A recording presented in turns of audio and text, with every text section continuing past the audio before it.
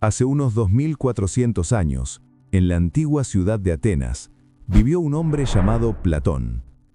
Platón fue el alumno más brillante de Sócrates, un maestro que le enseñó que solo el conocimiento de la justicia nos puede hacer mejores personas. Sin embargo, en el año 399 a.C., Platón vio cómo el gobierno de su ciudad condenaba a muerte a su maestro injustamente. Ese golpe lo marcó para siempre y lo llevó a preguntarse: ¿por qué preferimos vivir en la mentira? ¿Por qué nos cuesta tanto aceptar la verdad? Para intentar responder esto, hoy en Mitos en Acuarela vamos a explorar su relato más famoso, la alegoría de la caverna. Imagínate una habitación subterránea en forma de caverna, con una gran entrada que deja pasar la luz. Allí viven unos hombres que están encadenados desde que eran chicos, atados de tal forma que no pueden mover las piernas ni el cuello. Solo pueden mirar hacia la pared del fondo.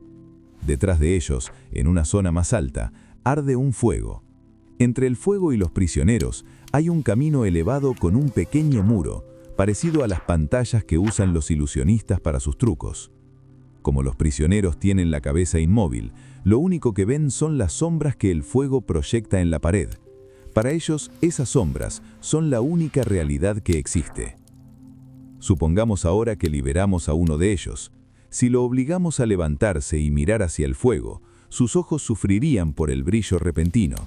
El dolor le impediría distinguir los objetos reales que antes solo veía como sombras. Si alguien le dijera que lo que veía antes eran solo sombras vanas, no lo creería. Incluso pensaría que las sombras de antes eran más verdaderas que lo que ve ahora. El camino a la luz.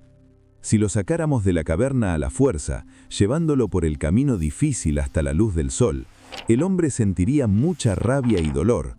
Al principio, el resplandor lo dejaría ciego. Tendría que acostumbrarse poco a poco.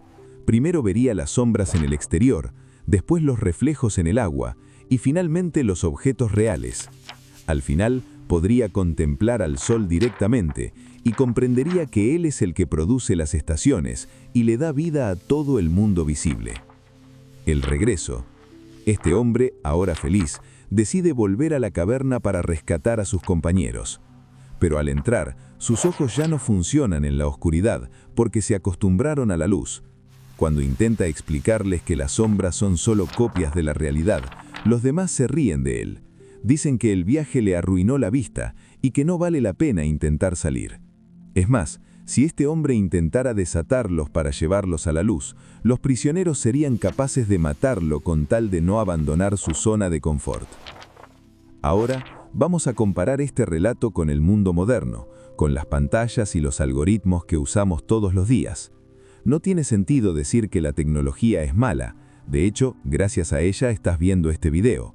Pero sí es importante notar que muchas veces lo que vemos en Internet es una representación de la realidad, no la realidad misma. Platón decía que la educación no se trata de poner vista en ojos ciegos, sino de orientar el alma hacia la luz.